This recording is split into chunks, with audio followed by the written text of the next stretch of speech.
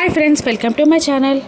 జేడీకేడి ఇద్దరు సుజాత మర్డర్ కేసుని కిరణ్ చెప్పిన సుజాత పోస్ట్ మార్టం రిపోర్ట్స్ ఆధారంగా ఇన్వెస్టిగేషన్ చేస్తూ ఉంటారు. ఇక జేడీ ఇడా అంటూ ఉంటుంది, సుజాత నెయిల్స్ పైన డ్రెస్ పైన పెయింట్ మరకలు ఉన్నాయంట అని జేడీ అంటుండగా, అంటే వాళ్ళు పడుకోవడానికి రూమ్కి వెళ్ళలేదు అని కేడి అనగానే ఇక జాను ఫస్ట్ రోజున జేడీకి చెప్పిన మాటలు గుర్తొస్తూ ఉంటాయి తనకి.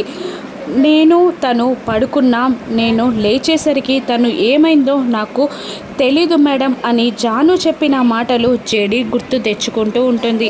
జానుని, రాహుల్ని, రాజుని, మిగతా స్టూడెంట్స్ అందరినీ పిలిచి జేడీకేడి ఇన్వెస్టిగేషన్ చేస్తూ ఉంటారు.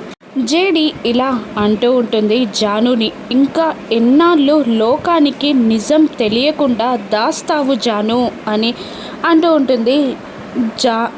జానుని చూస్తూ జేడీ ఇక కేడి ఇలా అంటూ ఉంటారు, రాత్రి మీరు పడుకోవడానికి రూమ్కి వెళ్ళలేదు అని కన్ఫర్మ్ అయిపోయింది, అసలు ఏం జరిగిందో చెప్పు అని కేడి అంటూ ఉండగా ఇక ఆవేశంగా జాను ఏడుస్తూ, చెప్తాను మేడం చెప్తాను, వీళ్ళందరూ కలిసి సుజాతని చంపేశారు, ఈ రాహులే సుజాతని చంపేశాడు, సుజాతని కొట్టి చంపేశాడు రాహుల్ అని అరుస్తూ చెప్తూ ఉంటుంది జాను రాహుల్ని చూపిస్తూ.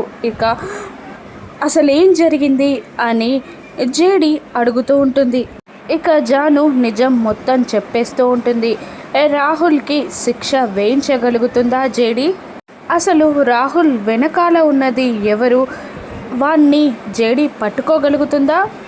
సురేష్ని ఇంటి నుండి వెళ్ళకుండా నిషి కుట్రని దాత్రి బయటపెట్టగలుగుతుందా? 2 ఎపిసోడ్స్లో చూద్దాం. Thank you for watching.